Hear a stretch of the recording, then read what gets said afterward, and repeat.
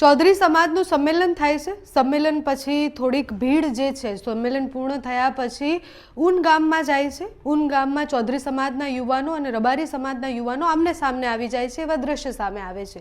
દ્રશ્ય જોઈએ ખૂબ ભયાનક છે કારણ કે એક સાથે ભીડ ગાડીઓ તોડી રહી છે, સાથે જ ભીડ જે રીતના લાકડીઓ અને પાઇપો ઉલારીને એકબીજાને મારી રહી છે।